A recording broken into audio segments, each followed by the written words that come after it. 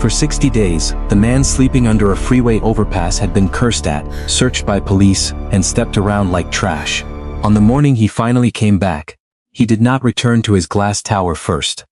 He walked straight to a demolition site his company had paid for, stood in front of the machines in torn boots and a borrowed coat, and told the foreman to shut it down. No one recognized the drifter until the woman who had fed him from her own empty kitchen looked at his face and went cold. Because the man she had treated with kindness was not poor. He was the billionaire who had helped destroy her family. Hello everyone, and welcome to today's story. Before we begin, don't forget to like this video and subscribe to the channel so you won't miss more emotional, dramatic, and surprising stories ahead. Be sure to leave a comment telling us where you're watching from. We'd love to hear from you. 60 days earlier, none of that seemed possible. Ethan Ward stepped out of the city council annex with the kind of expression men practiced when cameras were still nearby. Calm, controlled, untouchable. The rain had started 10 minutes earlier, a thin gray drizzle that made downtown Detroit look harder, colder, and more honest than it usually did from the 39th floor of Ward Urban Holdings. He paused under the awning while two assistants moved in close around him. One held an umbrella. The other held a tablet, already listing calls that had come in during the public hearing. Reporters were still gathered at the curb, waiting for one last statement. Across the plaza, a cluster of residents stood behind portable barricades with damp signs in their hands. Some were angry. Some looked tired enough that anger had burned down into something quieter. That was the part Ethan never liked. Anger was easy to dismiss. Exhaustion was harder. At 43, Ethan Ward had built the kind of reputation that made people lower their voices when he entered a room. He was the CEO of one of the most aggressive real estate firms in the Midwest. Ward Urban Holdings had turned abandoned industrial corridors into luxury lofts, boutique retail strips, and gleaming mixed-use complexes that business magazines loved to call visionary. He had been on covers, on panels, on lists. He was the man city leaders invited when they wanted to talk about growth, renewal, investment, the future. He was also the man half the neighborhood seemed to blame whenever that future pushed them out. Mr. Ward, one reporter called. Any response to the residents saying this project will price out working families? Ethan looked toward her, adjusted his cuff, and gave the answer he had given before. This redevelopment includes jobs, infrastructure improvements, and long-term tax benefits for the city. Change is difficult, but stagnation is worse. That line would be quoted by dinner. The hearing itself had been ugly. Not chaotic, not dramatic in the way television liked. Worse than that, it had been personal. A retired bus driver had stood up and talked about his rent doubling in 3 years. A nurse had described commuting 90 minutes because the building her mother had lived in for 2 decades was now being converted into market-rate opportunity housing. A pastor had called Ethan's company polite displacement in a tailored suit. Still, none of that had gotten under his skin the way one woman had. She had stood near the end. Mid-30s, maybe a little older. Coat too thin for the weather. No notes in her hand, no polished speech. Just a face that looked like life had not been gentle with her. When the mic reached her, she did not shout. She did not cry. She just looked straight at Ethan and said, "Men like you keep calling this revitalization, because it sounds cleaner than what it is. You don't rebuild cities. You erase the people who held them together when nobody else wanted them." The room had gone very still. Then she had said the part he could not shake. "You think poor people are lazy because you've never had to survive anything that didn't come with a driver, a lawyer, and a backup plan. You should try being nobody for a month. No title, no assistant, no last name. Then tell us how easy discipline is." Now 20 minutes later those words were still moving around inside him like glass. His chief operating officer Graham stepped closer. "The board wants us to move fast on the Riverton parcel. Today's hearing won't stop approval. It just makes noise." "It already made noise," Ethan said. Graham followed his gaze to the residents. "They always do." That was true. Ethan had spent 15 years hearing versions of the same moral complaint from people who did not understand capital flow, zoning incentives, debt structure, risk exposure, or what it took to move millions into neighborhoods banks had ignored for decades. He knew the script. Wealthy developer versus struggling residents. Power versus class divide. The man in the tailored coat cast as the villain, because he could afford to leave after the meeting. The part that bothered him was not that they hated him. It was that they thought they understood him. He had not been born poor, but he had not been born into easy warmth either. His father, Charles Ward, had built the company with brute force, strategic cruelty, and a smile that made donors trust him. Ethan had grown up in houses that felt like museums. Nothing out of place. Nothing soft for long. He learned early that comfort came with conditions and love came second to performance. When he was 14, his father had told him, "The world respects results. Everything else is a story weak people tell themselves." Ethan had believed him because it worked. It worked when his mother left and no one explained why. It worked when Charles taught him never to apologize in negotiations. It worked when grief could be turned into work. And work could be turned into power. And power could keep a man from ever needing anyone too much. By the time Charles died, Ethan had inherited not just a company but a philosophy. People rose or fell by discipline. Systems mattered, sure, luck mattered some. But not as much as people wanted to pretend. That was what today's hearing had threatened. Not his project. His certainty. He took the umbrella from his assistant and started walking toward the black SUV waiting at the curb. The protesters watched him. Some muttered. One man laughed bitterly under his breath. Ethan would have kept going if he had not heard the same woman's voice again.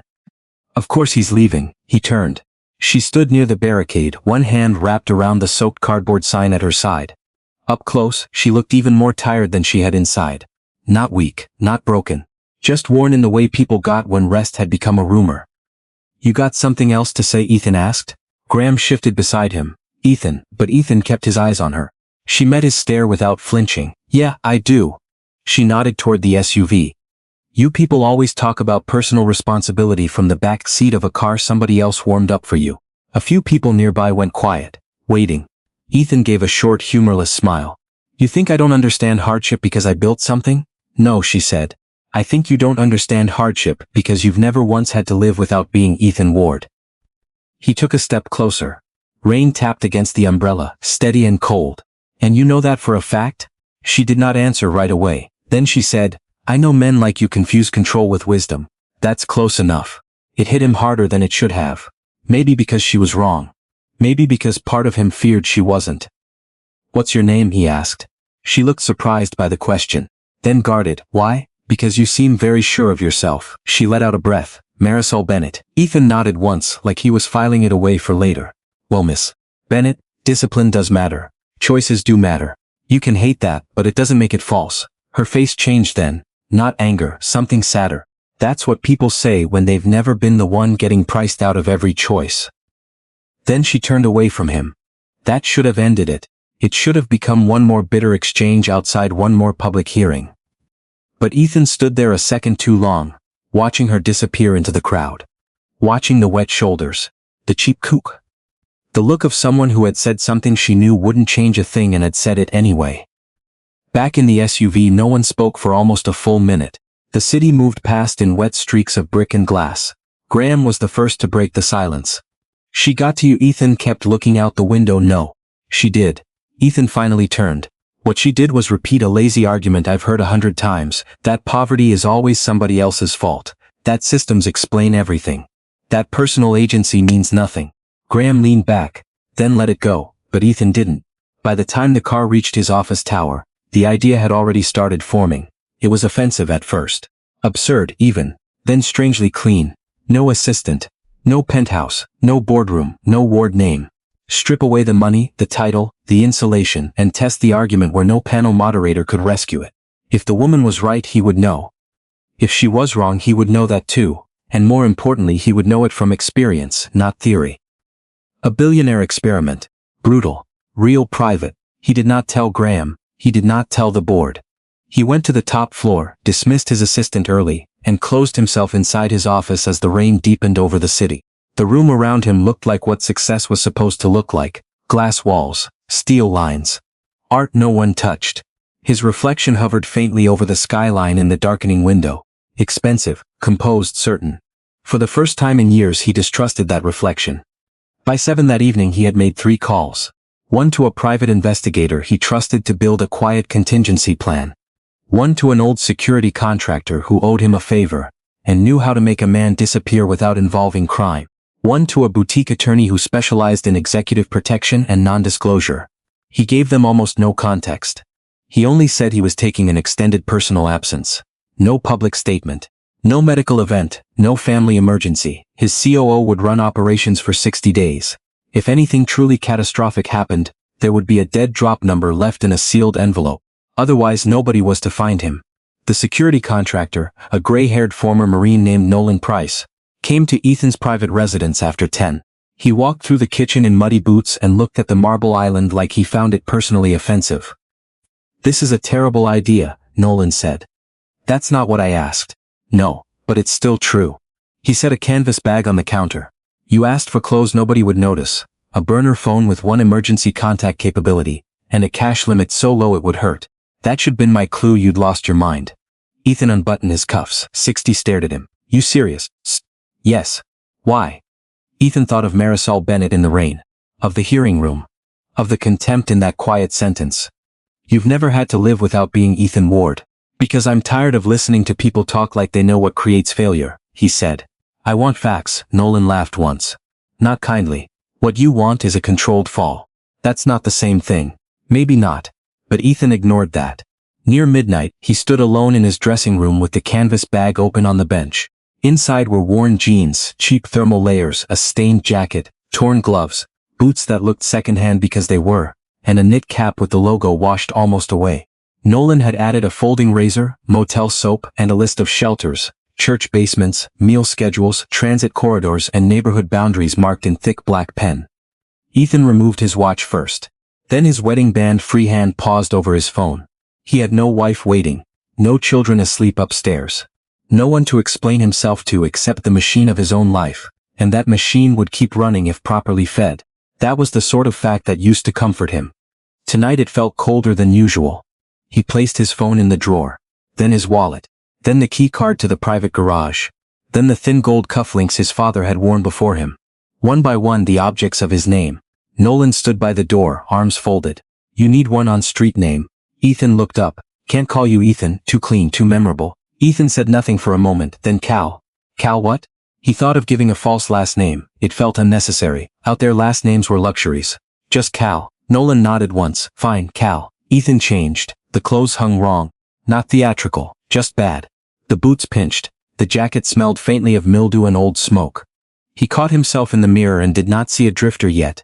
Just a wealthy man pretending badly. That would change. He picked up the canvas bag. Nolan handed him an envelope. "What's that?" "Storage locker number. Tiny amount of emergency cash. Copy of the rules we agreed on." Nolan's face went serious. "You get hurt bad, you call. You get arrested, you call. You start thinking pride is worth dying over, you call." Ethan slid the envelope into the inner lining of the jacket. Then he walked through his own house, for what might have been the last time as Ethan Ward. Past the dark living room. Past the dining table no one used. Past the enormous windows that looked out over a private stretch of river and reflected back a man, who had always believed distance was the same thing as clarity. At the service entrance Nolan opened the door. Cold night air rushed in. "Last chance," Nolan said. Ethan looked past him into the darkness beyond the courtyard lights. Into the city that knew his buildings, his money, his company, his signatures. A city that did not know him without any of it. "That's the point," Ethan said quietly. Then he left the phone, the watch, the cards, the life. And under the name Cal, he stepped out into the night absolutely certain that 60 days would prove poor people just needed to try harder. By 6 the next morning, Ethan had already learned something he had never needed to know before. Cold felt different when there was nowhere to go after it. In his old life, weather had been an inconvenience between buildings, a detail visible through glass. Now it sat inside his sleeves, under his collar, in the damp lining of the jacket Nolan had found for him. He had slept badly on a bench, behind a shuttered laundromat, waking every 20 minutes to the sound of trucks, footsteps, or his own body jerking at noises that meant nothing, and could still mean trouble. He told himself that was temporary, an adjustment period. People adapted to discomfort all the time. He had built companies under pressure. He had gone 72 hours without proper sleep during a financing collapse in his early 30s. He had sat across from men who wanted to strip his company for parts and smiled anyway. This was not harder than that. It was just uglier. By 8, he was walking south toward a transit corridor, not far from 3 properties Ward Urban had bought through shell partnerships over the past 5 years. He knew the area from maps, tax records, and investor packets. He did not know it from the sidewalk. There was a big difference. On paper, it was a zone of underused assets and commercial transition. On foot, it was bus exhaust, broken concrete, pawn shops, payday lenders, a clinic with a line outside the door, and people moving fast enough to suggest they were always already late. He found his first problem before breakfast. He needed water. There was a convenience store on the corner. He walked in, grabbed an empty cup from beside the soda machine, and asked the cashier if he could fill it from the fountain with plain water. The cashier didn't even look up at first. "You buying something?" "No," Ethan said. The man looked at him, then at the jacket, then at the boots. It was a fast scan, efficient, dismissive, then, "No, it's water. It's still the store's." Ethan stood there a second too long, stunned less by the refusal than by how casual it was. The cashier had already moved on, already turned to someone else buying cigarettes and a breakfast sandwich. Ethan left without arguing, because he suddenly understood that argument required status. Or leverage. Or the assumption that your indignation mattered to someone. Outside, a woman walked past him, carrying a toddler on her hip, and a grocery bag in her free hand. The toddler held a juice box. Ethan stared at it for half a second before hating himself for doing that. He found a public restroom inside the transit terminal 20 minutes later, but a uniformed attendant blocked the entrance with one arm. "Ticket riders only. I just need the bathroom." The attendant shrugged. "Policy."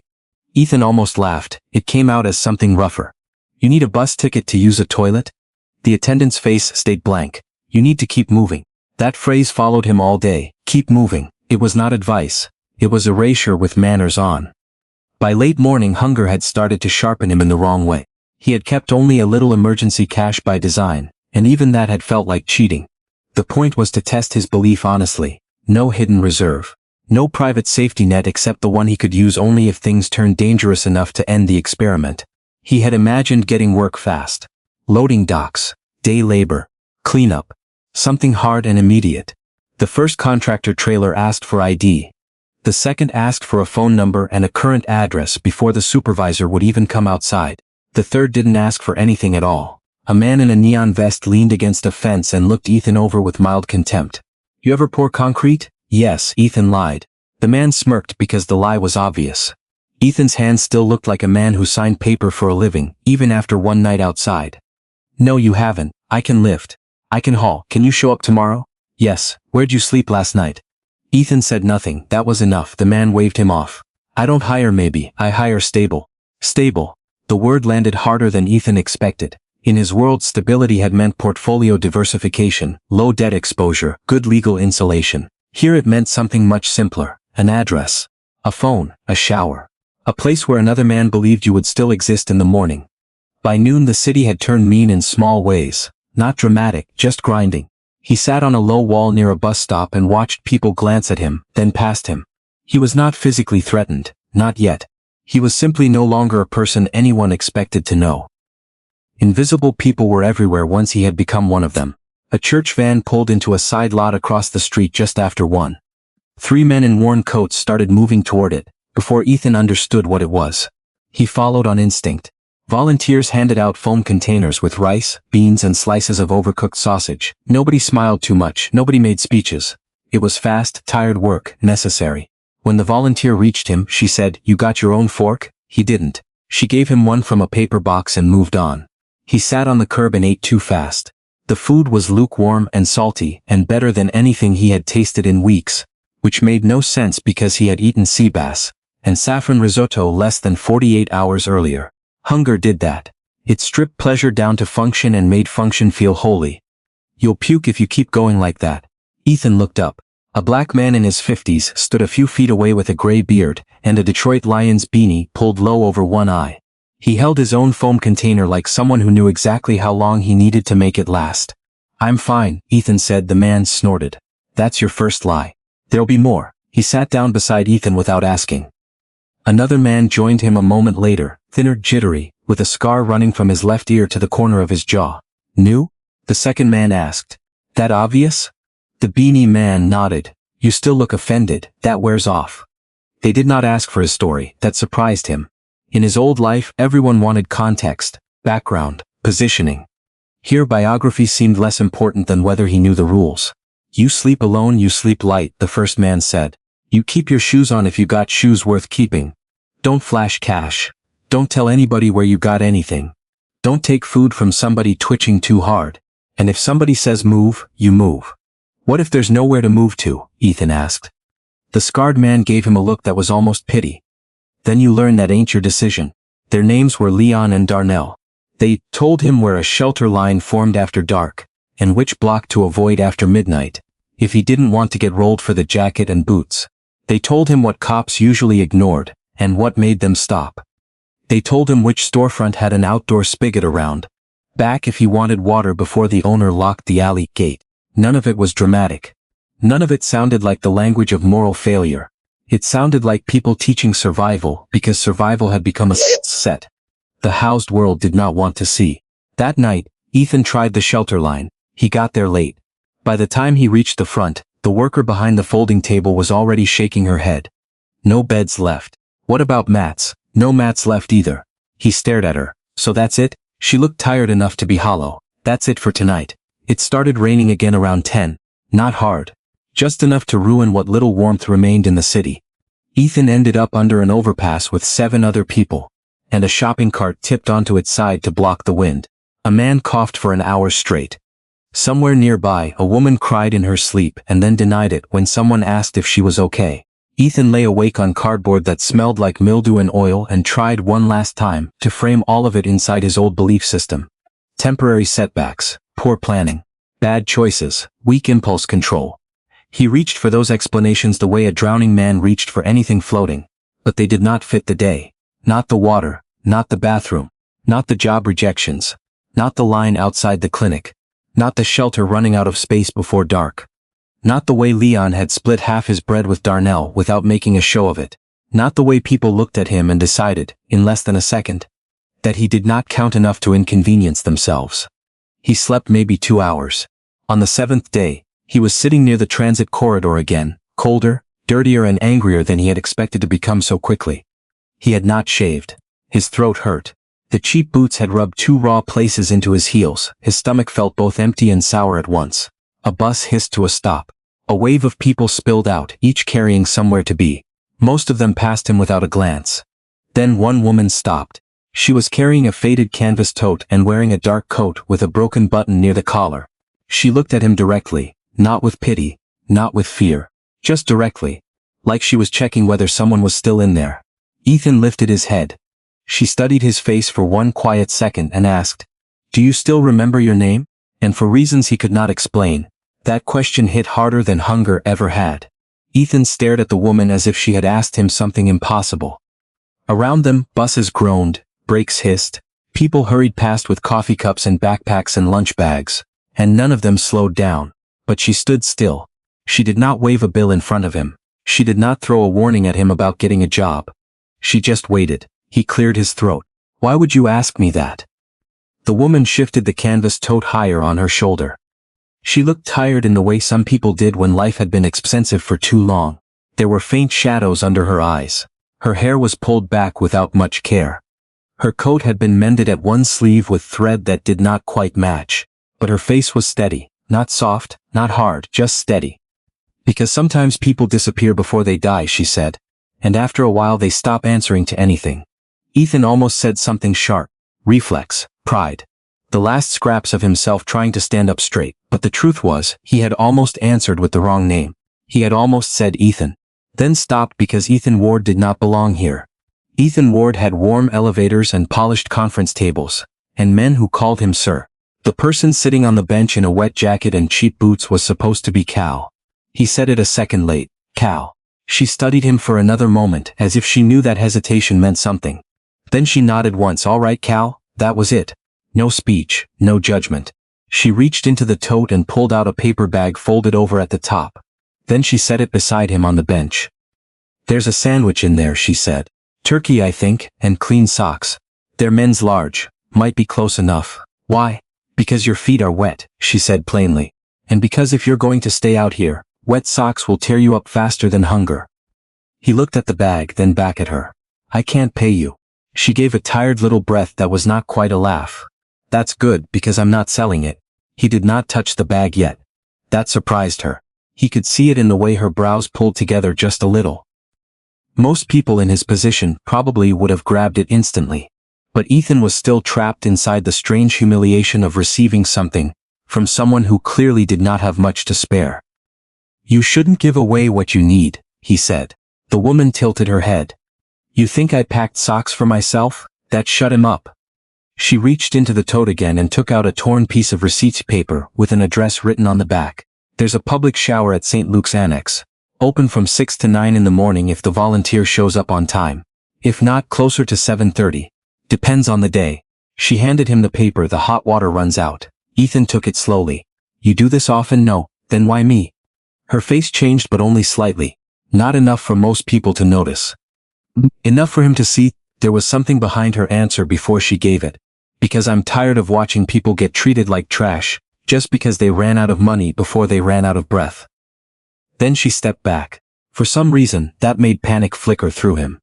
Not because he needed her. That was what he told himself. Because she was the first person in 7 days who had looked at him like he was still a person. And once that happened, losing it felt sharper than never having it at all. "What's your name?" he asked. She hesitated. "Then Marisol." "Just Marisol?" She looked at him in a way that told him the question was too familiar. Too much like paperwork. Too much like systems deciding whether people counted. "Marisol Bennett." Ethan nodded. "Thank you." She adjusted the tote again. "Don't thank me yet." Slow. "Change your socks somewhere dry. And don't sleep behind the old pharmacy on Harper. A couple of guys there will take your boots if they think you're too tired to fight back." That landed with strange force. Not the warning. The practicality of it. She was not talking to him like a charity case. She was talking to him like a person in danger, deserved useful information more than pity. Then she walked away. Ethan sat still until she disappeared into the crowd. Only then did he open the bag. The sandwich was wrapped in wax paper, not fresh from a shop. Homemade. There was mustard on one side, too much maybe, and the bread had gone a little soft from being packed too long. It did not matter, it was food. Beneath it was a pair of thick gray socks, folded neatly. Clean, dry. There was also a tiny packet of tissues and half a granola bar, like she had swept together whatever she could spare without making herself feel it too much. He stared at the socks longer than he should have. No one had ever handed Ethan Ward socks before. The thought would have been absurd in his old life. But sitting there with aching feet and a sandwich in his hand, he felt something break open in him that pride could not patch back together. Not because the gift was large. Because it was small, thoughtful, specific. It meant she had noticed details. His feet, his condition, the practical shape of his day. That was what made it intimate. He ate half the sandwich, then forced himself to stop and save the rest for later. Marisol had been right. Hunger made a man stupid if he let it. He changed the socks in the restroom of a fast food place, where he slipped in behind a family with children, and moved fast before anyone could stop him. The relief was immediate and almost painful. Dry fabric against raw skin. A tiny mercy, a stupid little thing, except it wasn't stupid at all. Comfort mattered more when it was rare. That was another fact he had never needed before. Later that afternoon he saw her again by accident. At first he was not even sure it was her. She had changed out of the dark coat and into a pale housekeeping polo with a motel logo stitched over the chest. The name tag clipped near the collar read Marisol. She came out of a budget motel 2 blocks from the bus line carrying a plastic bin of towels against her hip. She looked smaller in uniform, more tired too. The kind of tired that had become part of a person's posture. Ethan stayed across the street, half concealed behind a vending machine enclosure, and watched her move through the parking lot. She did not drift. She moved like someone measuring every minute, because every minute already belonged to somebody else. She loaded the towels into the trunk of an old Honda, with one taillight cracked, and a bumper held together by hope and duct tape. Then she got in and drove off. He should have gone the other way, he knew that, but something in him had shifted after the socks. After the sandwich. After the simple indignity of realizing that the first real kindness he had received in a week came from a woman who looked like she worked harder than anyone he knew back in his tower. So he followed, not close enough to be seen, not like a stalker, just enough to see the route. The Honda crossed into a neighborhood of tired duplexes and sagging porches where chain-link fences leaned, and kids' bikes were left in narrow side yards. Marisol parked in front of a small brick building with peeling white trim. Ethan stayed on the opposite side of the street near a boarded-up storefront and watched her carry 2 foam food containers and a paper pharmacy bag inside. 20 minutes later, she came back out with a younger man, maybe 22 or 23, thin and broad-shouldered at the same time, wearing work boots and a welding school hoodie. He leaned down the porch steps slowly, as if one knee gave him trouble. Marisol steadied him without making it obvious she was doing it. Then an older woman appeared in the doorway. She did not come outside. She only stood there with one hand pressed to her chest, thin and careful in a house dress and cardigan, and Marisol turned back twice before driving away. Like leaving was something she never did without counting the people still inside. That image stayed with Ethan long after dark. A woman working one job, maybe two, carrying food home in foam boxes, bringing medicine, helping a younger man down the steps, looking back at an older woman who seemed too fragile for cold air. There was no drama in it. That was exactly why it cut deeper. Real struggle rarely announced itself. It just showed up in how slowly someone moved, in what they carried, in how often they looked back before they left. The next 2 days, Ethan saw her twice more. Once outside the motel at dawn, dragging 2 trash bags to the dumpster before her shift ended. Once at a church pantry line, not taking a place for herself, but picking up a small box and signing for it, like she hated needing help, and had decided to do it anyway because someone else needed it more than her pride did. That was the thing that bothered him most. Marisol was not a saint, he could tell that already. She was too tired to be one, too practical. But she kept moving through her life with a kind of control he had always associated with people who had options. She clearly did not have many. And still, she had stopped for him. On the 4th day after they met, he was sitting on a low wall near the annex address she had given him. She passed by on foot after sunset. This time she stopped without surprise, like some part of her had expected he would still be there. "You look less dead," she said. Ethan almost smiled. "That's generous." It wasn't a compliment. She nodded toward his feet. "Socks hold up?" He hesitated. "You work at that motel on Gratio." It came out wrong the second he said it. Too observant. Too specific. Her face hardened at once. "Why do you know that?" He felt the mistake go through him. "I saw you leaving." "That's not an answer." Her voice went flat. "Protective. You don't follow women who help you. That's how people stop helping." Shame hit him fast. Clean and immediate. "You're right. I'm sorry." She kept looking at him, weighing whether the apology was real. Eventually she sat down at the far end of the wall, leaving distance between them. "There's a line between grateful and dangerous. Don't cross it." "I won't." Marisol rubbed both hands together for warmth. Up close, he could see the skin around her knuckles was cracked from chemicals and dry air. Housekeeping work. Cleaning agents. Too many sinks. Too much winter. "You don't ask questions like most people out here," she said after a moment. "What do you mean? You don't ask for cash first. You don't ask where I live. You don't tell me some long story about bad luck and needing bus fare to Toledo." She glanced at him. "You still look embarrassed every time I hand you anything." Ethan looked away. "Maybe I am." "Why?" "Because I spent 20 years believing men in your position failed because they lacked discipline. Because I used to sign off on projects that made your kind of life harder. And then tell myself the market had spoken.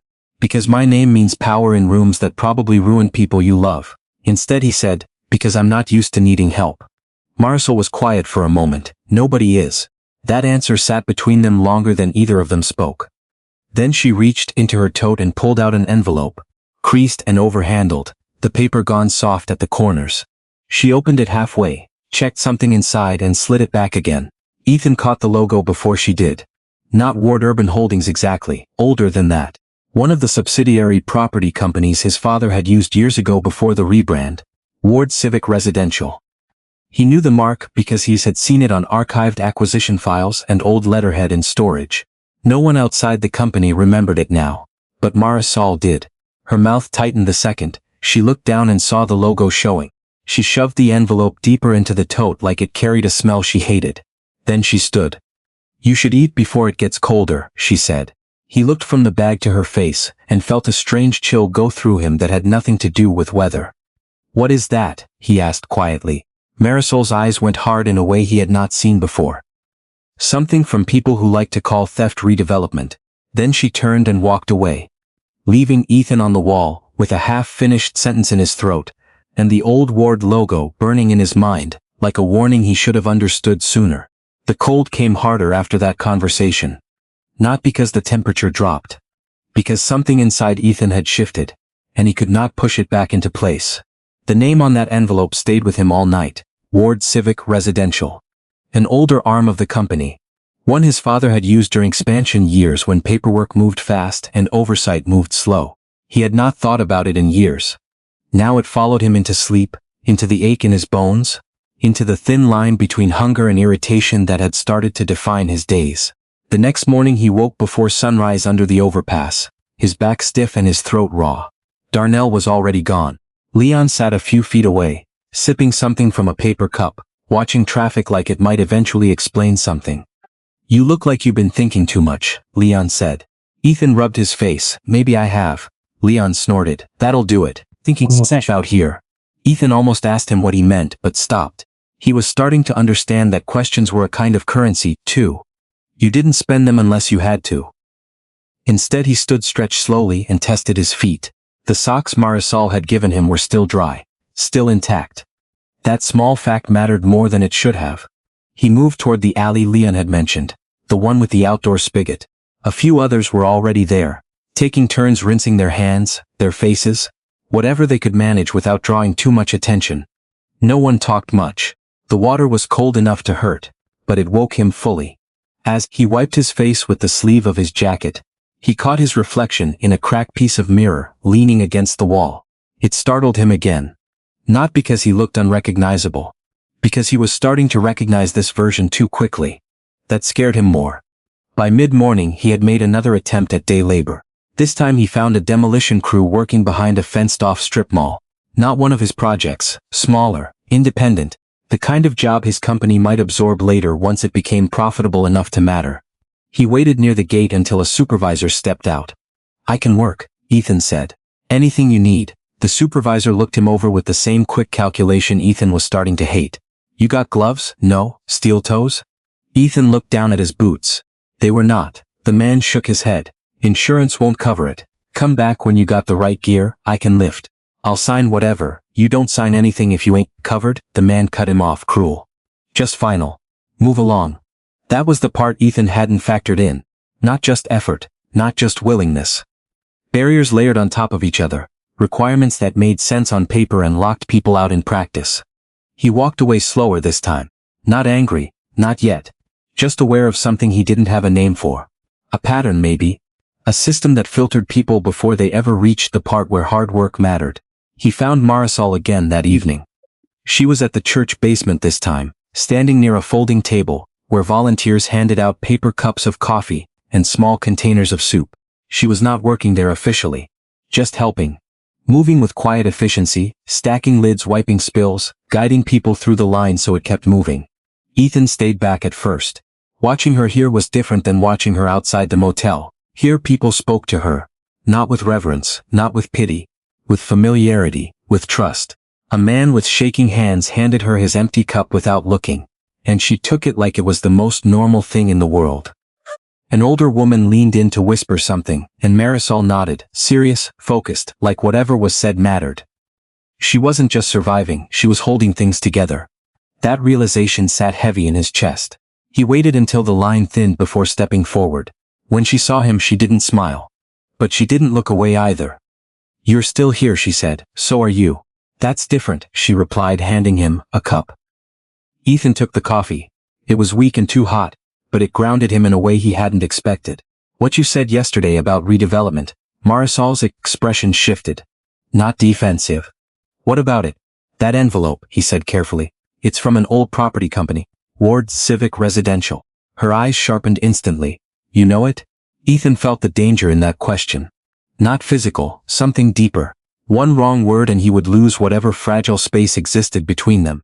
"I've seen the name before," he said. "Old paperwork. Doesn't mean much." "It means enough," she said quietly. She set down the stack of cups in her hand and leaned against the table, arms crossing. For a moment, it looked like she might walk away. Instead she stayed. "My family used to live in a building called Ashdown Terrace," she said. The name hit him like a sudden drop. He kept his face still. "What happened to it?" "What always happens," she said. "Something breaks. Something gets blamed. Then somebody decides it's easier to tear it down than fix it." Her voice wasn't loud, that made it worse. "There was an explosion," she continued. "Boiler system. That's what they told us, maintenance failure. One man dead. Do you know who that man was?" Ethan didn't answer. "My father," she said. "He worked there, not a big job, just maintenance. kept things running, fixed what people with money didn't think about. She paused. He died in that building. And 2 weeks later we were told it was unsafe, that we had to leave. Ethan felt something tighten in his chest. What happened after? He asked. Marisol let out a breath that sounded like it had been waiting a long time. After we moved, then moved again. My mom got sick. My brother dropped out of school for a year. The lawsuit disappeared somewhere between lawyers and paperwork. And the company responsible. She gave a small, bitter shake of her head. They called it an unavoidable incident. Wrote a check we never saw. Then turned the land into something else. Ethan could hear his father's voice in his head, clear as if the man were standing behind him. Unavoidable incident. He had heard that phrase before, in board summaries, in briefings, in conversations that treated human lives like footnotes to financial recovery.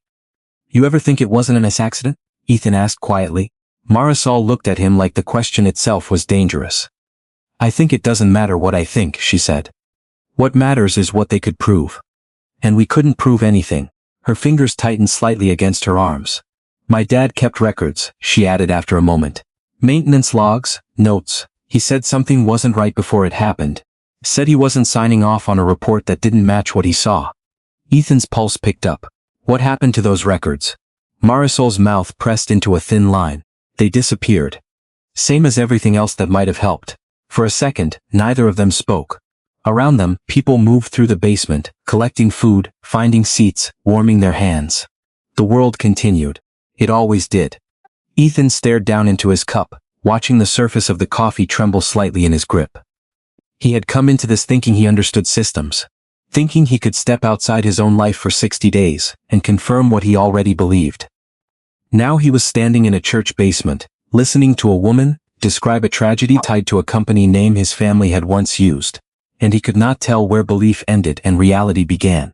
What was your father's name? He asked. Marisol hesitated. Then Luis Bennett. Ethan nodded slowly, committing it to memory even though part of him wished he hadn't heard it at all.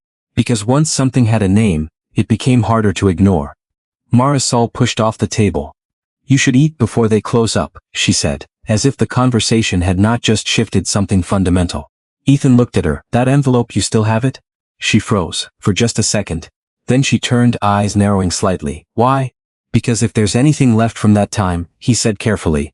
Anything at all, it might matter. Marisol studied him longer this time. You're asking a lot of questions for someone who said he doesn't know anything, she said. Ethan didn't answer. He couldn't. Not without crossing a line he wasn't ready to cross yet. Finally she looked away. There's nothing left, she said. Not really. But the way she said it didn't match the truth, and Ethan saw it. Saw the hesitation. Saw the weight of something unspoken. Saw shadow of a story that hadn't been told all the way through. She picked up another stack of cups and moved down the table, ending the conversation without saying it was over. Ethan stood there, the noise of the room fading slightly around him. Because for the first time since he had walked out of his old life, the experiment no longer felt like a test. It felt like a door, and behind that door was something his father had buried so well. Even Ethan had never thought to look. Until now. Ethan didn't sleep that night, not really. He lay on his side under the overpass, jacket pulled tight, hands tucked under his arms for warmth, but his mind refused to settle. The name Ashdown Terrace moved through him like something unfinished. Not a memory. Not exactly, more like a gap, a blank space in a timeline that should have been clear. He had grown up inside the business. Not physically. His father had kept him away from job sites, from tenants, from anything that looked too close to consequence. But Ethan had sat in meetings, heard conversations, seen reports, enough to know how things were framed, how language softened damage, how numbers replaced people. Still he couldn't remember the details of that building. That bothered him more than if he had remembered everything. Because forgetting meant it had never mattered enough. By morning the cold had settled deep into his chest. He coughed twice, sharp, dry. Leon glanced at him. You get that in your lungs, you're gonna have a problem, Leon said. I'll be fine. That's the second lie I've heard from you this week. Ethan didn't argue. He stood, slower than before, and rolled his shoulders as if that might push the weight out of them. It didn't. He walked further than usual that day. Not aimlessly. There was a direction now, a quiet pull he didn't want to name. He moved toward the older parts of the city, the places Ward Urban hadn't touched yet. Or maybe had touched and moved on from. It took him most of the afternoon to find it. Ashdown Terrace, or what used to be. The sign was gone. The structure too. In its place stood a fenced lot with a temporary gravel surface and a faded banner flapping loosely on one side. Future development opportunity, no logo, no details.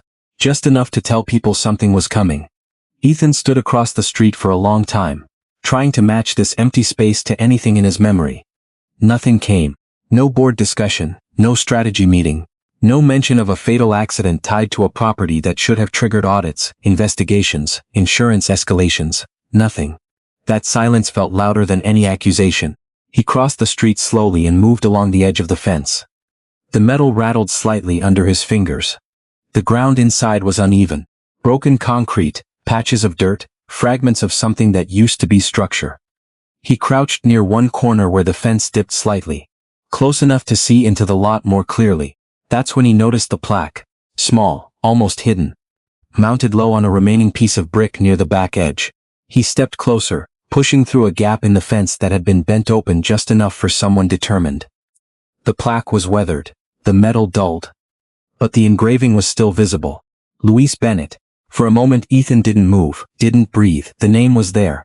Real, not just a story Marisol had told in a basement between cups of cheap coffee. A man had died here, and the only thing left marking that fact was a piece of metal no one had bothered to remove. Ethan ran his thumb over the surface, tracing the letters. Maintenance technician. That part was still legible. He looked up, scanning the lot again, this time differently. Not as empty space, as absence. Where people had lived, where routines had existed, where someone like Marisol had come home, carried groceries up steps, argued, laughed, worried about bills. All of it reduced to this, a development opportunity. He felt something tighten in his chest again, sharper this time. Not just discomfort. Recognition, the language, the process. The way something complicated and human could be turned into something simple and profitable if you removed enough context. He had used that language himself, too many times to count. A sound behind him snapped him out of it. Footsteps. Ethan turned. An older man stood near the broken section of fence watching him. Late 60s maybe. Thick coat, worn hat, posture stiff in a way that suggested old injuries. You looking for something? The man asked. Ethan stood slowly, just passing through. The man didn't buy it. People don't pass through here. Not unless they remember something. Ethan hesitated. Then, what used to be here? The man gave him a long look like he was deciding how much truth this stranger deserved. Homes, he said, fatai, cheap, old. But they were homes. What happened? The man let out a breath. Same thing that always happens. Something breaks. Someone dies. Then they tell everybody it's not safe anymore. Ethan felt his throat tighten. Was it really unsafe? He asked. The man's eyes hardened slightly. Depends who you ask. And I think it was fixable. The man shifted his weight. But fixing things costs money. Tearing them down makes money. That landed clean. No emotion, no exaggeration, just fact. Ethan looked back at the plaque. The man who died, Louise Bennett. The older man nodded once. Good guy. Kept things running when management didn't want to spend on repairs. Ethan swallowed. You knew him? Knew of him. The man's gaze drifted toward the lot. He made noise before it happened. Said something wasn't right with the system. Said he wouldn't sign off on a report. Ethan's pulse picked up. What kind of report? Maintenance clearance, the man said. Something about pressure readings not matching the logs. Ethan's mind started connecting pieces faster than he wanted it to. Pressure readings, logs, sign-offs. He had seen documents like that before. Not this one. But enough to know how they worked. How easy it was to adjust numbers. To smooth discrepancies. To make problems disappear on paper before they became expensive in reality. What happened to the report? Ethan asked. The man gave a small, humorless smile. Same thing that happened to everything else tied to that building. Which is? It vanished. Silence settled between them. The city moved around them. Traffic, distant sirens, a dog barking somewhere down the block. Normal life continuing. Ethan looked down at his hands. They didn't look like his hands anymore. Dirt under the nails. Small cuts along the knuckles. Skin dry and cracked. He wondered how many decisions those hands had made without ever touching the consequences. People tried to push it, the man added after a moment. Some tenants, a couple of workers. But without proof he shrugged. You know how it goes, Ethan did. That was the problem. He knew exactly how it went. The man studied him again. You got a connection to this place? Ethan opened his mouth, closed it, then said, no. The lie felt heavier now. Not defensive. Just insufficient. The man nodded slowly, like he didn't believe him but didn't care enough to push. Then don't get too attached. Nothing left here but ghosts and paperwork nobody can find. He turned and walked away. Ethan stayed. He moved closer to the plaque again, crouching this time, as if being lower to the ground might bring him closer to something real. Marisol's voice echoed in his head. He kept records. He said something wasn't right. He wouldn't sign. Ethan pressed his hand flat against the brick. If that was true, if there had been records, then they hadn't just disappeared. They had been removed. On purpose. A chill moved through him that had nothing to do with the air. Because removing something like that didn't happen at random. It happened through decisions. Through instructions. Through people who had the authority to make inconvenient truths go away. His father had been one of those people. Ethan sat back slowly, his breathing uneven. For the first time since this started, the experiment didn't feel like something he controlled. It felt like something he had walked into without understanding the scale of it. Not just poverty, not just survival, but history, damage. Things buried deep enough that even he, with everything he had grown up around, had never seen them clearly. He looked at the empty lot one more time, then back at the plaque. Louise Bennett, a man who refused to sign, a man who died anyway, and a daughter who had spent years carrying the aftermath of that decision. Ethan stood, because now there was only one question left. If the records had been taken, where had they gone? And why did Marisol still keep that envelope, like it was the only thing she had left from a truth nobody wanted her to prove? By the time Ethan made it back to the overpass that night, the cold felt secondary. It was still there. Still biting through the seams of his jacket. Still settling into his bones in a way that made sleep a negotiation instead of rest. But something else had taken priority. Something heavier. Harder to shake, numbers. Not the kind he used to work with. Not projections, margins, yield curves, simpler than that. Brutal in a way his old spreadsheets had never been. Cost. He sat down beside Leon, who was already half wrapped in a blanket someone had traded for cigarettes earlier that day. Traffic above them rattled loose dust from the concrete beams. You look like you saw something you can't unsee, Leon said without looking at him. Ethan let out a breath. Maybe I did. Leon nodded once. That'll happen. Ethan hesitated, then spoke anyway. How much do you make in a day on average? Leon glanced at him now, one eyebrow lifting slightly. You mean begging odd jobs whatever comes? Yes. Leon shrugged. Depends. Good day maybe $30-40, bad day 5, some days nothing. And food cheap if you know where to go, still costs. Ethan did the math automatically, then stopped himself. No, he needed to feel it, not calculate it like a distance problem. And a place to sleep? He asked. Leon laughed softly. You know, then you know the answer. Ethan looked down at his hands again. $40 on a good day. Food, water. Maybe a cheap room if you got lucky. And if you didn't, you stayed exactly where you were. He had believed discipline could close that gap. Now the gap looked like a wall. The next morning, that wall showed itself in a way he couldn't ignore. He found a construction site further down the corridor, smaller than the others. Renovation work. Old building getting new life. The kind of project Ward Urban would eventually absorb or outcompete. This time, he didn't wait for permission. He stepped in when a truck unloaded bags of cement, grabbed one, and carried it toward the stack. The weight hit him immediately.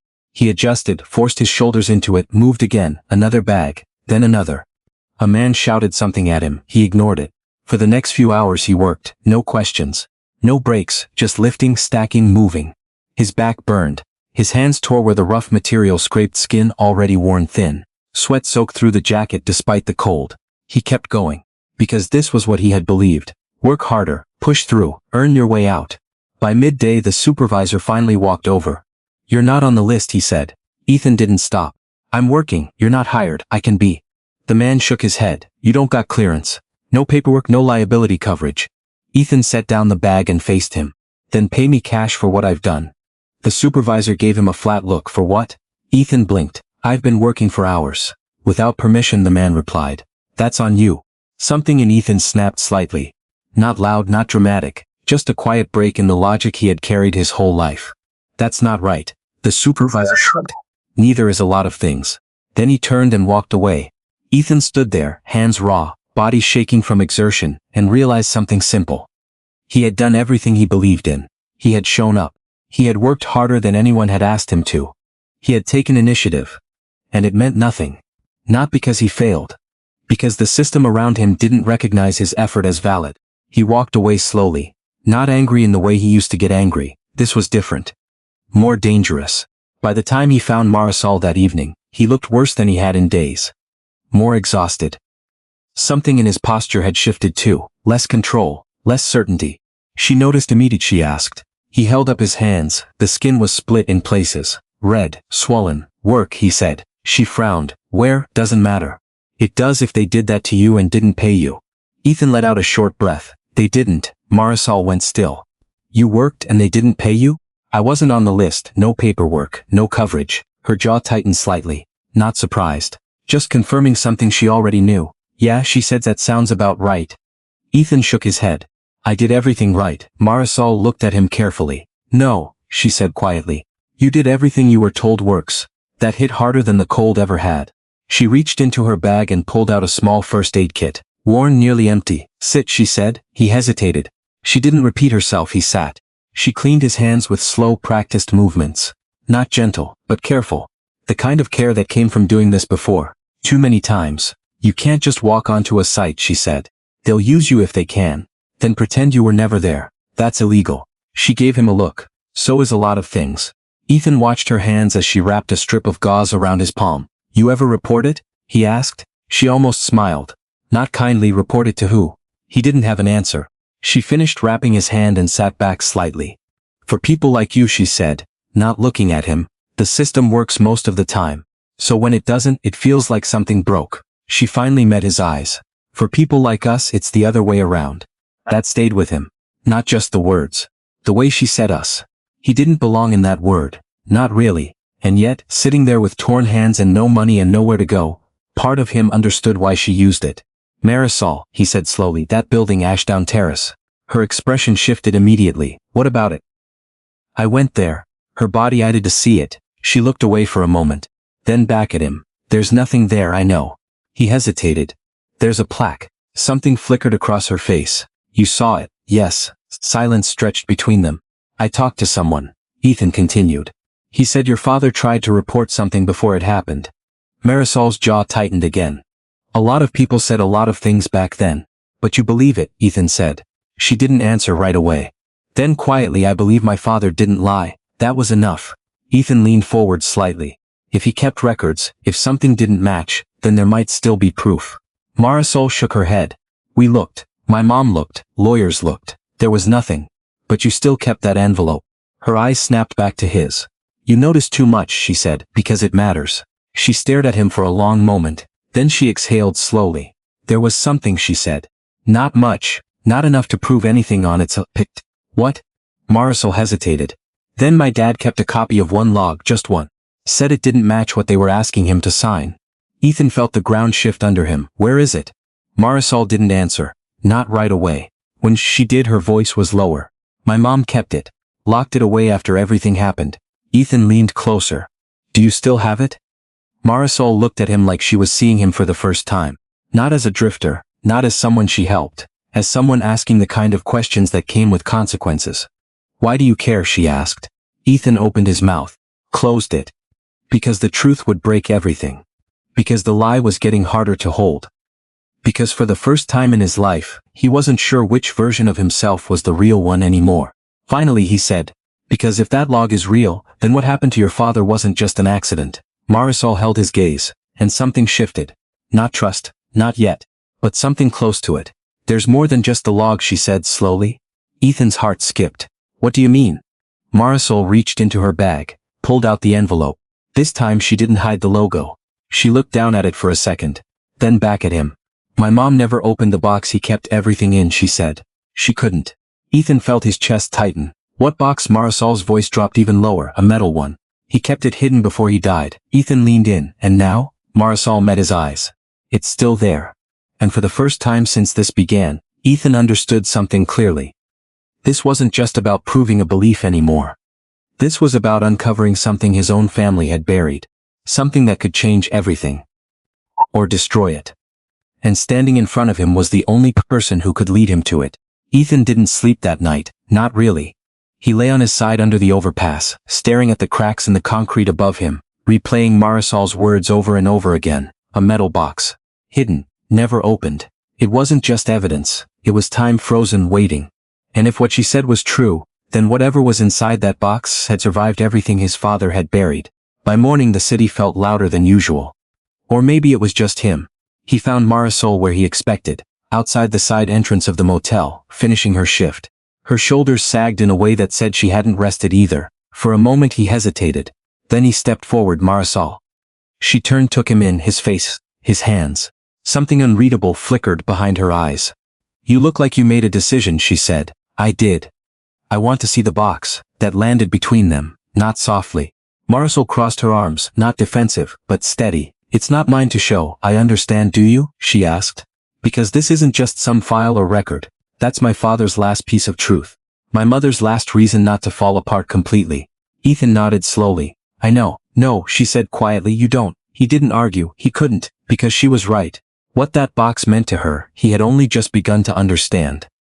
I'm not asking you to hand it over, he said. I'm asking you to let me stand there when it's opened. Marisol studied him for a long moment. Why? The question wasn't angry. It was precise. Ethan felt it cut through everything he'd been hiding. He could lie, give her something simple, safe. But that wasn't going to work anymore, because I think my family had something to do with what's inside it. Silence, not shocked, not loud, just heavy. Marisol didn't react the way he expected. She didn't yell, didn't accuse. She just looked at him like she was trying to place a piece that didn't fit. What do you mean? She asked. Ethan swallowed. I think the company that owned that building back then might be connected to the one I used to work for. Used to, she repeated. He didn't answer that part. Not yet, it doesn't prove anything, he added quickly. But the timelines match, the structure, the way the records disappeared. Marisol's jaw tightened slightly. You're telling me a company like that just erased what happened? I'm telling you I've seen things erased before. That was true. Just not the way she thought. She looked away, toward the street, where early traffic had already started to build. My mom never wanted to open it, she said. She said if there was something in there, it wouldn't bring him back. It would just remind us what we lost. And you? Ethan asked. She didn't answer right away. I think not knowing is worse, she said finally. But I never had the courage to push her. Ethan nodded. That makes sense. Marisol looked back at him. You don't get to decide when that courage shows up. I'm not trying to, he said quietly. She held his gaze for another second. Then she exhaled. Come with me tonight, she said. After my shift, if she agrees, we'll open it. Ethan felt something shift in his chest. Not relief, something deeper, responsibility. Thank you, he said. Don't thank me yet, she replied. You don't even know what you're stepping into. He thought he did. But he was wrong. That afternoon stretched longer than any he'd lived through since this started. Ethan couldn't sit still. He walked the edges of the neighborhood. Past buildings that looked too familiar now. Brick facades. Broken windows. Half-renovated shells waiting for investors, who would never see the people already living there. Every corner felt like a question. How many of these had he signed off on without looking twice? How many had stories like Ashdown Terrace buried underneath? He stopped in front of a boarded-up storefront. There was a faded sign still hanging above it. The name barely readable. He stared at it longer than he should have. Because for the first time he wasn't seeing property, he was seeing absence. Someone used to stand here, sell something, feed a family, and now it was just gone. That night he met Marisol at the edge of a narrow residential block. Older houses, close together, peeling in places but still lived in. Still holding on. This is it, she said. Ethan followed her up the steps. The door opened before they knocked. A woman stood there, older, thin, eyes sharp in a way that didn't match the rest of her body. She looked at Marisol first, then at Ethan, and everything about her posture changed. Who is this? She asked. Marisol hesitated for half a second, then, his name is Cal. He's helping me look into Dad's records. The woman didn't look convinced, but she stepped aside anyway. Come in. The house smelled like something cooking earlier. Rice, maybe beans, familiar. Grounding. Ethan stepped inside carefully, like he didn't belong, because he didn't. Marisol closed the door behind them. Mom, she said gently, we need to talk about the box. That was all it took. The woman stiffened. No, she said immediately. We've been through this. Marisol continued. We don't know what's in there. We don't know if there's anything that could help us understand what happened. We understand enough, her mother replied. He's gone, that's what happened. That's not enough for me anymore. Silence filled the room. Ethan stayed still, invisible, but not present in a way that mattered. Marisol stepped closer. You always said Dad tried to tell the truth, she said softly. What if he left it there, because he knew someone would need it? Her mother's eyes flickered. Pain, fear, something else. What if opening it makes things worse? She asked. Marisol didn't answer right away. Then we deal with it together. The woman looked between them again. At Ethan, this time longer. You, she said slowly, why are you here? Ethan felt the weight of the question. And the lie sitting right behind it. I want to know the truth too, he said. It wasn't enough, but it wasn't false. She studied him for a few seconds more. Then she turned, walked down a narrow hallway. Stopped at a closet, reached inside. When she came back, she was holding it. Small metal, scratched, worn, locked. Ethan's breath caught. This was it. Years of silence. Held in something that could fit in his hands. Marisol's voice softened. Mom. Her mother didn't look at her. I never opened it, she said. Because I was afraid it would prove he died for nothing. Ethan felt something twist in his chest. And if it proves he didn't? Marisol asked. The woman closed her eyes for a moment, then opened them again. Slowly, carefully. She handed the box to her daughter. Then we owe him the truth. Marisol held it like it weighed far more than it should. She looked at Ethan. Just once. As if asking something without words, he nodded. Barely. She reached into her pocket, pulled out a small key. Ethan didn't know where it came from, didn't ask. The key hovered over the lock, for a second too. Then a sharp click. The sound was small. But it echoed, and as the lid began to lift, Ethan realized something with absolute clarity. Whatever was inside that box was going to change more than just their understanding of the past. It was going to decide what kind of man he had been all along. The lid creaked open slowly, like it had something to resist. Not the metal, not the hinges. Time. Marisol held the box steady on the small kitchen table. Her hands didn't shake, but they weren't still either.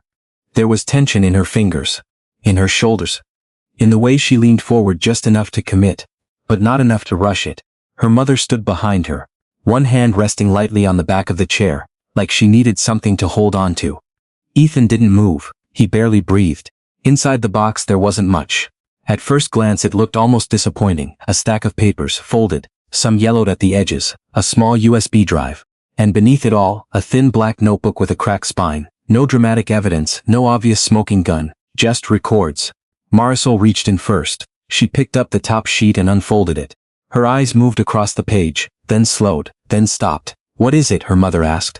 Marisol didn't answer right away. She handed the paper to Ethan. Read that. His fingers felt heavier than they should as he took it. It was a maintenance log. Stamped, signed, official. He recognized the format instantly. He had seen hundreds like it in his life. Clean, structured. Meant to prove compliance. Except this one wasn't clean. There were corrections. Handwritten notes in the margins. Temperature readings scratched out and replaced. Pressure levels marked as unsafe in pen, then overwritten with within acceptable range in typed text below. Ethan's stomach tightened. Look at the date, Marisol said quietly. He did. 2 days before the explosion. He flipped to the next page. Another log. Same pattern. Warnings. Corrections. Overrides. His mind started filling in gaps faster than he could control. Where did this come from? He asked, even though he already knew the answer. My dad, Marisol said. He kept copies of anything he thought didn't match. Ethan swallowed. This isn't enough on its own, he said, more to himself than to her. It shows inconsistency. It shows pressure. But it doesn't show who made the call. Keep going, Marisol said. He reached for the USB drive, paused, looked at her. You sure? She nodded once. He stood scanning the room. Do you have a computer? Her mother pointed toward the back room. Old one, still works sometimes. Ethan moved quickly now, too quickly. Like urgency had finally caught up with him. The computer took time to start, long enough for silence to stretch again. Long enough for doubt to creep back in. What if it was nothing? What if all of this led nowhere? Then the screen flickered to life. He plugged in the drive. A single folder appeared, no encryption. Just a name. Backup auth Nazathan clicked. Files opened, spreadsheets, email exports, internal communication records. His breath slowed. This was not something a field technician should have had access to. Marisol stepped closer. What is it? Ethan didn't answer immediately. He opened the first email thread, scrolled, read, then stopped. No, he said under his breath. What? Marisol asked. He turned the screen slightly so she could see. This is internal approval communication, he said. Budget adjustments. Maintenance reductions. It's authorization to delay repairs. Her mother leaned in slightly. Why would they delay repairs? Ethan didn't look away from the screen. To save money. He scrolled further. Each email more specific than the last. Each decision clearer. Cut inspections, reduce material quality, delay replacements. All framed in language that sounded careful, strategic, justifiable, until it wasn't. Then he saw the name, and everything inside him went still. It was a signature line, at the bottom of a chain approving a cost reduction package tied directly to Ashdown Terrace. A name he knew, not from the streets, from boardrooms, from family dinners, from years of being told this was the man who would protect the company's future. Ethan's half-brother, Daniel Ward. His chest tightened. No, not just Daniel. He scrolled up. Another approval, all different format, less polished. That one carried a different name. His father. The room felt smaller, hotter. Marisol's voice cut through it. What does it say? Ethan forced himself to speak. It says they knew. Silence. They knew the system was failing. They knew the risk levels weren't acceptable. And they approved delays anyway. Marisol stared at the screen. Her face didn't break. Not yet. Her mother though. She sat down slowly. Like her legs couldn't hold her anymore. They let it happen, she whispered. Ethan nodded once. Yes. The word felt like a weight. Not just truth, ownership, because this wasn't just a company. This was his company, his name, his inheritance. Marisol stepped back from the table. Not dramatically, just one step. But it created distance, from the screen, from the box, from him.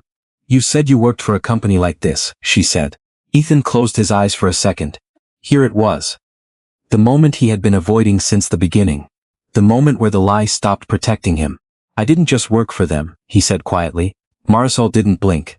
Then what? He looked at her. Really looked at the woman who had fed him, helped him, trusted him enough to open this. I am them, he said. They didn't explode. They just landed. Heavy. Final. Marisol's expression didn't change right away. It was worse than anger. It was stillness. Like something inside her had gone completely quiet. What do you mean? She asked. Ethan didn't look away. My name isn't Cal, he said. It's Ethan Ward. Her mother's breath caught. But Marisol didn't move. She just stared at him, waiting. I'm the CEO of Ward Urban Holdings, he continued. The company that owned Ashdown Terrace. There it was. No way to soften it, no way to take it back. Marisol's lips parted slightly, but no words came out. Ethan kept going. I didn't know about this, he said. Not like this. I knew about the project. I knew about the incident. But I was told it was unavoidable, that it was contained. He shook his head. I didn't ask the right questions. Marisol finally blinked. Twice. You've been lying to me this whole time, she said. Yes, you let me. She stopped herself. Took a breath. You let me help you. Yes. Each answer stripped something away, until there was nothing left to hide behind. Marisol nodded slowly. Not accept, just processing. And now she is asked. Ethan glanced at the screen. At the names. At the decisions. At the cost. Now I know what this really is, he said. He met her eyes again. It's not just a mistake, he said. It's a pattern. The room felt like it shifted again. Because that meant something bigger. Something ongoing. Marisol's voice dropped. They're still doing this. Ethan didn't answer. He didn't need to. Because they both already knew. She stepped closer to the screen again. Not to him, to the evidence. Her father's last truth, her family's loss. And now the proof that it hadn't ended with them. She picked up the notebook from the box, flipped it open. Pages filled with handwriting, dates, observations, names. Her father's voice preserved in ink. She turned a few more pages, then stopped. Her eyes narrowed slightly. What is it? Ethan asked. She didn't answer right away. Then she turned the notebook toward him. Read that. Ethan leaned in, his heart dropped. Because written in the margin, next to a list of maintenance discrepancies, was a note, short, almost casual, but devastating. If anything happens, they'll say it was unavoidable.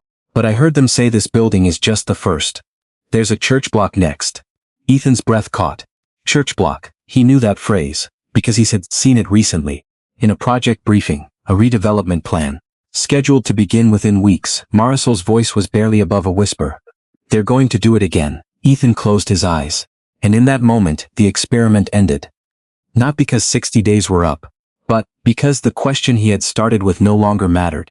The only thing that mattered now was what he was going to do with the truth. Because if he did nothing, then everything he had just learned would become another box. Closed. Hidden. Waiting for someone else to open it too late.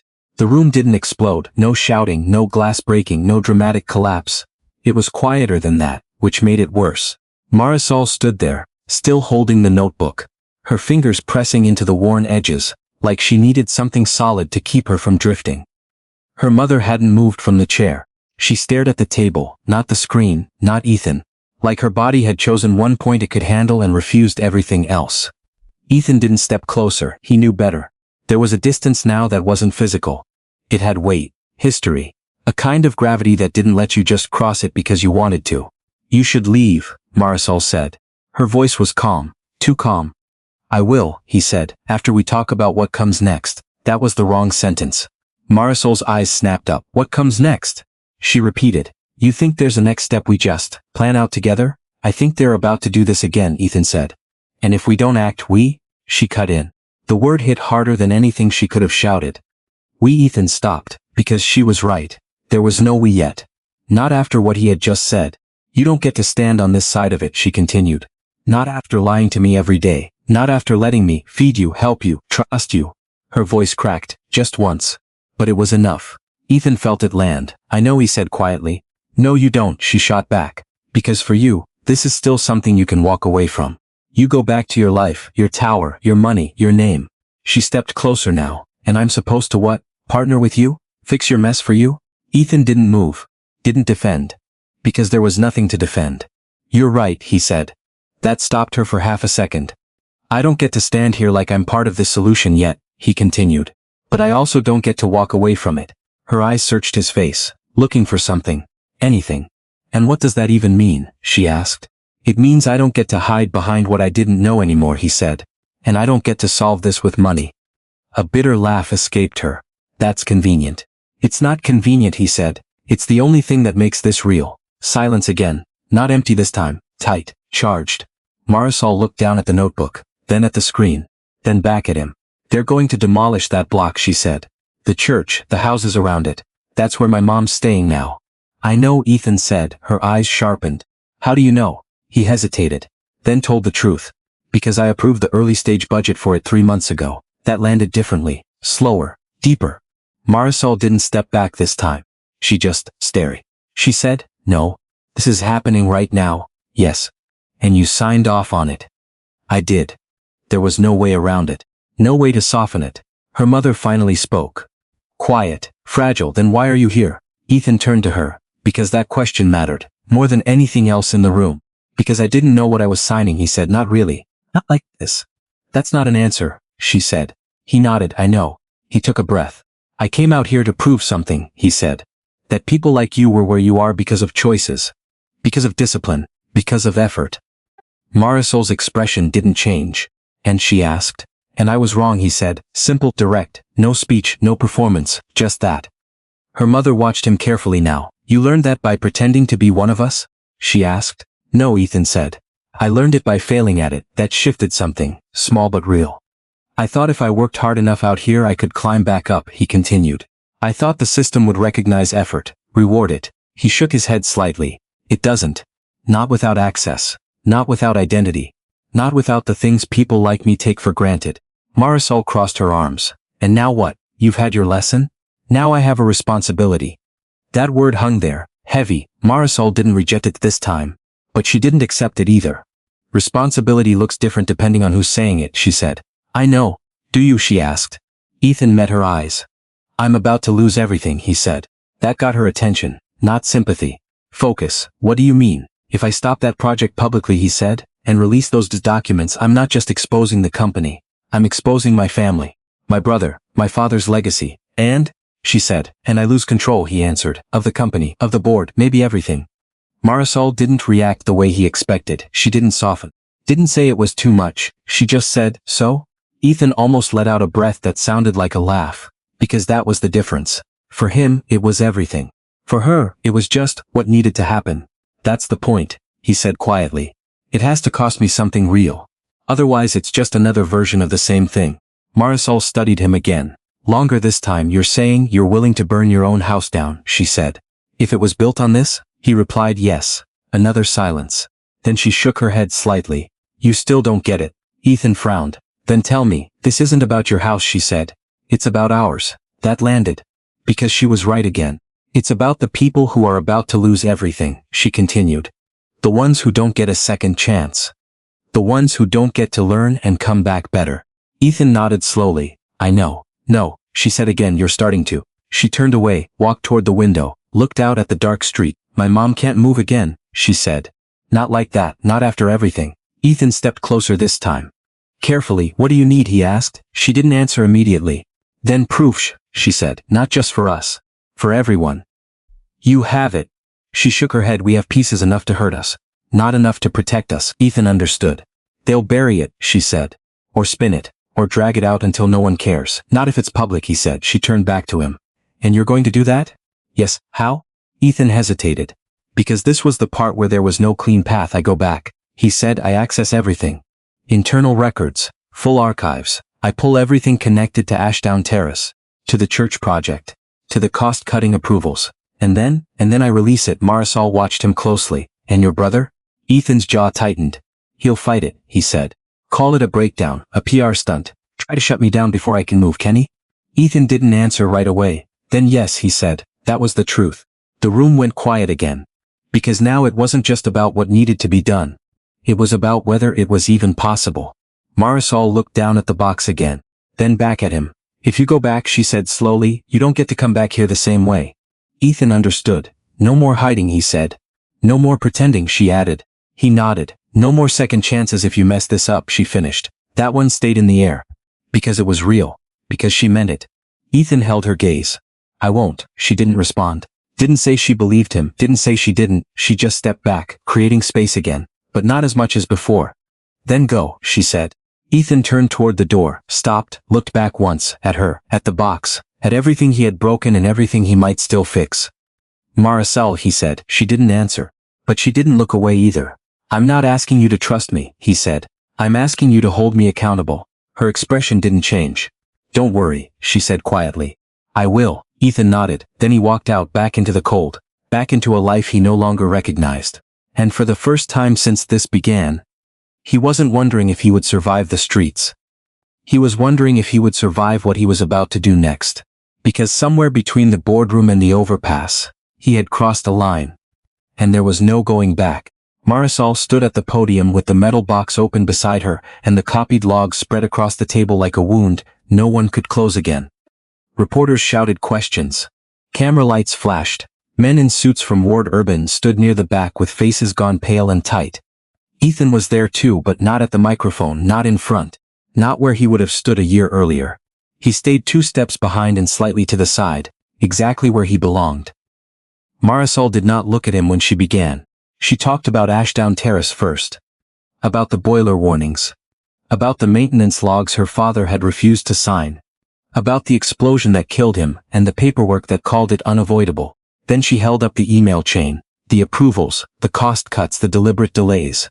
The signatures that turned danger into a budget choice. Her voice never shook. That was what made the room listen. She was not performing grief. She was reading the truth out loud, after years of people with power had tried to bury it under cleaner language. When one reporter asked if Ethan Ward had saved this case by bringing the evidence forward, Marisol shut that down immediately. No, she said. He didn't save anything. My father kept the truth. My mother protected it. Our family carried it. What Ethan Ward did was stop protecting the lie. That sentence changed the shape of the room. It took Ethan's redemption story and cut it down to its honest size. Necessary, painful, incomplete. Then it was his turn. He walked to the podium with no notes in his hands. No lawyer beside him. No polished statement approved by public relations. He looked thinner than he had before this started. Older too. Not because 60 days on the street had broken him physically forever, but because they had taken something from his face that money used to hide. He told the truth plainly. He said he had spent 60 days living as a drifter under the name Cal, because he believed poverty was mostly a failure of discipline. He said he had wanted to prove that if a man worked hard enough, thought clearly enough, controlled himself enough, he could climb out. He said he had been wrong almost immediately, and then wrong more deeply with every passing day. Wrong about effort. Wrong about dignity. Wrong about how quickly a person becomes invisible once the world decides they are inconvenient. Then he said the part that mattered most. This is not a story about me learning empathy, he told the room. It is a story about what men like me have been allowed not to see. My family benefited from systems that treated poor people as obstacles, not human beings. I inherited power-bound decisions I did not question, because those decisions protected my comfort. That ends with me. No one in the room missed the words built on. That was the real confession. Not that he had lied to Marisol, though he had. Not that he had signed off on projects without asking harder questions. Though he had. It was that he had lived well on the far side of suffering other people had been forced to carry. By the end of the day, Ethan Ward resigned as CEO of Ward Urban Holdings. He signed the letter in front of the independent counsel, appointed by the Emergency Board Committee. Not because he trusted the board, but because the resignation needed to be documented cleanly, publicly, and without room for revision. He surrendered voting control tied to his trust, until a full outside investigation could be completed. He also signed a binding transfer that moved authority over the new compensation fund, away from the company, and into a structure governed by tenant advocates, housing attorneys, clergy, and residents directly affected by past and pending displacement. Daniel Ward fought all of it. He called Ethan unstable. Said he had been manipulated. Said Marisol Bennett was exploiting a family tragedy and turning ordinary business decisions into criminal mythology.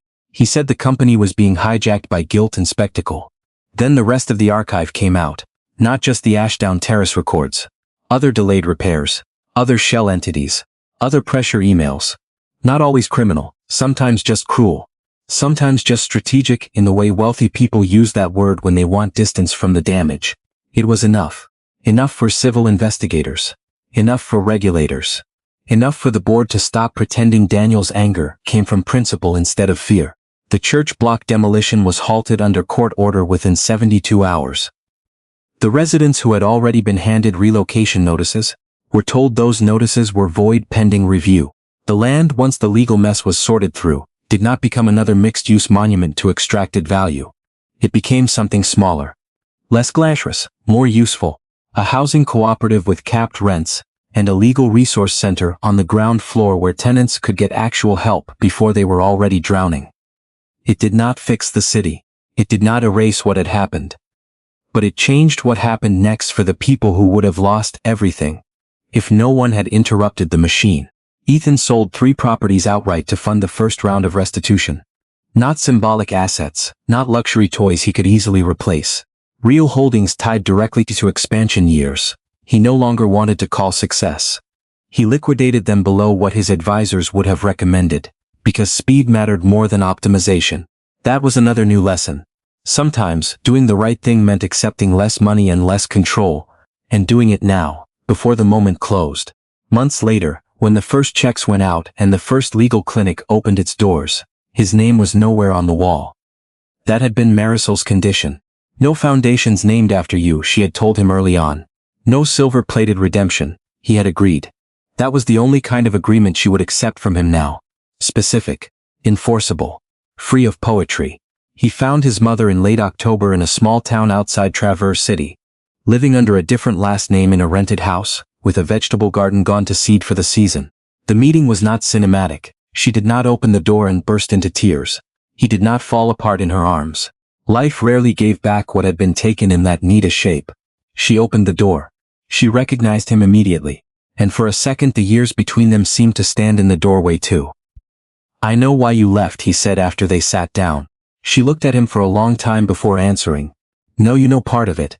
That was true. There had been coercion, threats, legal structures designed by his father to remove her slowly and make it look voluntary. She had fought harder than he had ever been told. She had lost anyway. "I should have looked sooner," he said.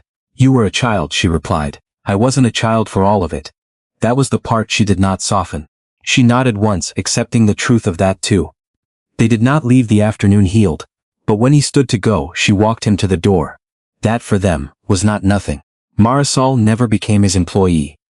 Never became the noble poor woman transformed into an ornament of billionaire remorse. She joined the independent oversight board with tenant delegates and legal authority written into the structure itself. Her vote counted the same as everyone else's, sometimes more when experience mattered most. She and Ethan learned a different kind of peace. Not forgiveness exactly.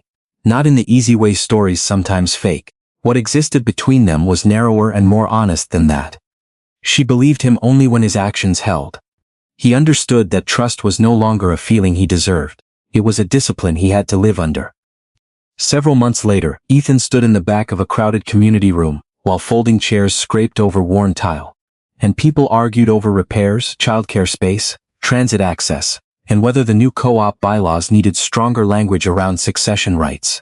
Marisol was at the front with a binder in one hand and a marker in the other, moving the meeting forward with the kind of calm authority no one had ever given her.